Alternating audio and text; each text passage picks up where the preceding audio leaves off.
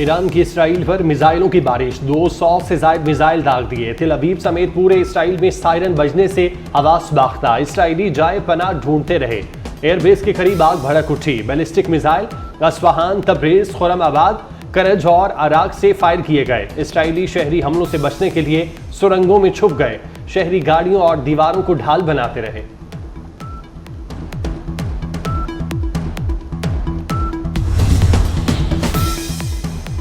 Iran ने Israeli हुकूमत की जारियत का फैसला कुन जवाब दिया। ईरानी सुप्रीम लीडर आयतुल्लाह खामनाई ने कहा कि इसराइल तसादुम से गुरेज करे, अगला हमला इससे भी ज्यादा तकलीफ दे होगा। इस्माइल हनिया और हसन नसरुल्लाह की मौत का बदला ले लिया।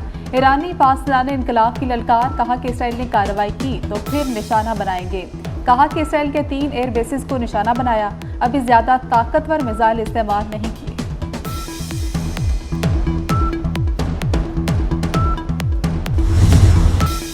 ईरान किसी भी खतरे के खिलाफ मजबूती से खड़ा है। ईरानी सदर मसूद पेज़ेश्कियान का 2 टोक ऐलान, कहा इसराइल हमारे तनाज़ात में ना उलझे वरना ऐसे ही जवाब देंगे। ईरान जंग नहीं चाहता लेकिन किसी भी खतरे से निपटने के लिए हम वक्त तैयार है। ईरान ने इसराइल पर हमलों की वीडियो भी जारी कर दी।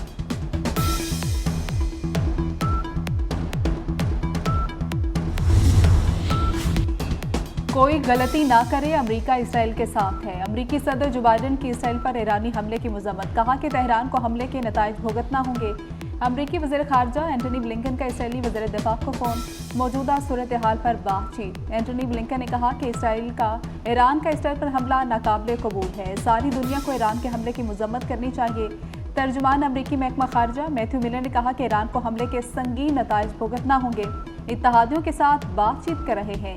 अमेरिकी तनसीबात महफूज है, मिसाइल हमले रोकने के लिए इसराइल की मदद की। कामिला हैरिस ने ईरान को मशरिक़ वुस्ता में अदम इस्तेहकाम का जिम्मेदार करार दे दिया। डेमोक्रेटिक सदारती उम्मीदवार ने कहा, इसराइल की सलामती के लिए मेरी वाबस्तगी गैर मुतज़लज़ल है। अमेरिका, ईरान और उसके हिमायत याफ्ता दहशतगर्दों के खिलाफ इक़दाम करेगा।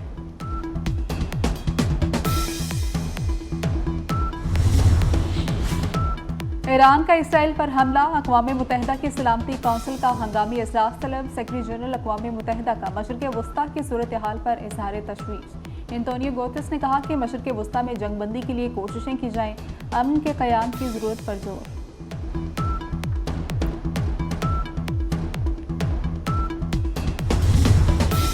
ईरान के मिसाइल हमले से पहले तेल अवीव में फ़लस्तीनी नौजवानों का हमला, 2 फ़लस्तीनी नौजवानों के हमले में 7 इसराइली हलाक, 17 जख्मी। इसराइली पुलिस के मुताबिक एक नौजवान ने फायरिंग की, दूसरे ने चाकू से हमला किया।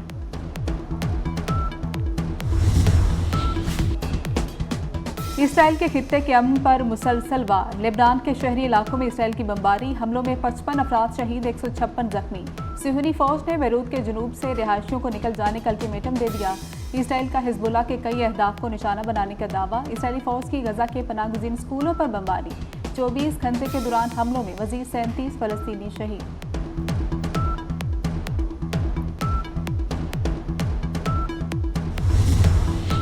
बैनुल अक़वामी रेटिंग एजेंसी S&P ने इसराइल की तवील मुद्दती क्रेडिट रेटिंग A+ से कम करके E कर दी। मौजूदा सूरत हाल इसराइल की माशी आउटलुक तवील मुद्दती तक मनफी नजर आ रही है। आर्टिकल 63 है नजरसानी अपील पर आज फिर समाअत। चीफ जस्टिस काजी फायज़ की सरबराही में 5 रुकनी लार्जर बेंच समाअत कर रहा है।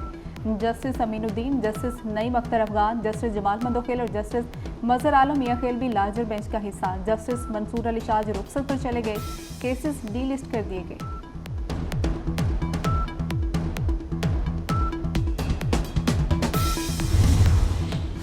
इलेक्शन कमीशन में पाकिस्तान तहरीक इंसाफ के इंट्रा पार्टी इंतखाबात का केस 22 अक्टूबर तक मुलतवी।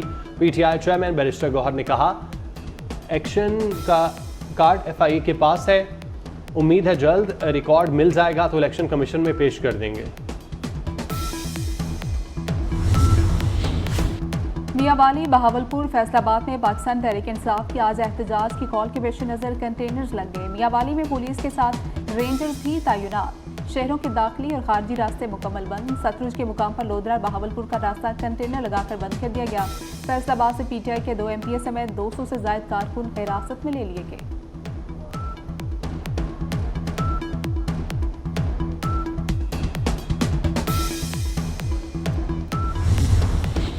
इस्लामाबाद में सुप्रीम कोर्ट के सामने वकला का मुमकिन एहतजाज, रेड जोन मुकम्मल बंद कर दिया गया।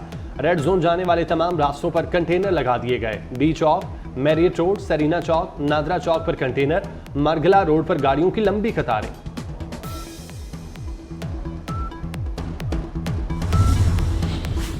शंघाई तामुन तंजीम सरबराही अजलास की तैयारियां, वज़ीर दाखिला मोहसिन नकवी की ज़ेर सदारत तैयारियों के हवाले से इजलास। SCO सरबराही अजलास के हवाले से सिक्योरिटी इंतजामात का जायजा लिया गया। समिट के मौका पर फुल प्रूफ सिक्योरिटी यकीनी बनाने के लिए लाहे अमल की मंजूरी दी गई। मोहसिन नकवी ने कहा कि बैनुल अक़वामी कॉन्फ्रेंस का पाकिस्तान में इनेकाद पूरी कौम के लिए बाइस एजाज़ है। SCO सरबराही कॉन्फ्रेंस पर फुल प्रूफ इंतजामात यकीनी बनाएंगे।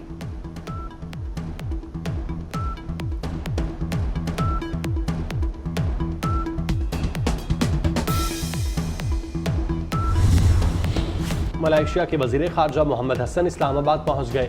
एडिशनल सेक्रेटरी ख़ारजा ने मलेशियन वज़ीर ख़ारजा मोहम्मद हसन का इस्तकबाल किया। डॉक्टर जाकिर नाइक की मौलाना फजल रहमान से मुलाकात। डॉक्टर जाकिर नाइक ने मौलाना फजल रहमान की इमामत में नमाज भी अदा की। जाकिर नाइक ने मौलाना फजल रहमान से कहा कि आपसे मुलाकात की ख्वाहिश पूरी हुई। मेहमानों की आमद पर मौलाना ने गुलदस्ता पेश किया और तोहफ़े भी दिए। आज वज़ीर आज़म डॉक्टर जाकिर नाइक से मुलाकात करेंगे। खैबर पख्तूनख्वा सड़कों की बहाली के लिए एशियन डेवलपमेंट बैंक ने $320 मिलियन की मंजूरी दे दी। SIFC की मुआवनत से खैबर पख्तूनख्वा 900 किलोमीटर दही सड़कें तामीर की जाएंगे। मंसूबा वक्त की बचत समेत नकलो हमल के अखराजात को कम करेगा।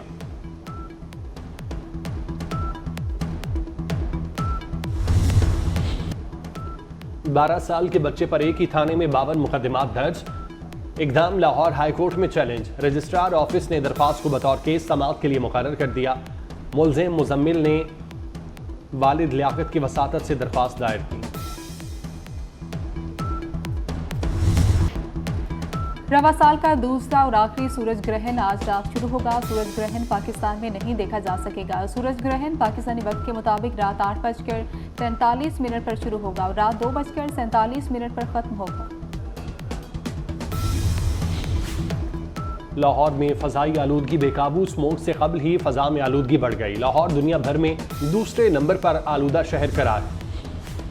थाईलैंड में स्कूल की बस में आग भड़क उठी। खौफनाक आग भड़कने से 20 तलबा समेत 23 अफराद हलाक हो गए। 19 ने छलांग लगाकर अपनी जानें बचाई। स्कूल की बस में 50 के करीब कमसिन बच्चे और उस्ताद सवार थे।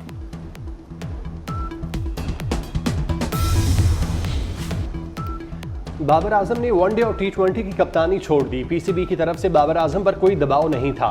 बाबर आजम ने अपनी परफॉर्मेंस बेहतर करने के लिए कप्तानी छोड़ी। मोहम्मद रिजवान वनडे और T20 की कप्तानी के लिए मजबूत उम्मीदवार।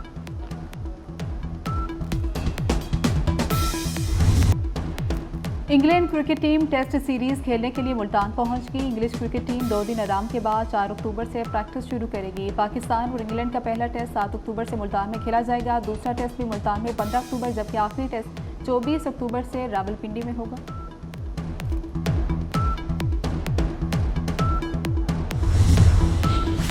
ईरान के साहिली शहर चाबहार में जीप रैली का इनेकाद किया गया। पाकिस्तानी ड्राइवर ने बैनुल अक़वामी जीप क्रॉस रैली जीत ली। जीप रैली में कई नामवर ड्राइवर्स ने 4 कैटेगरीज में शिरकत की।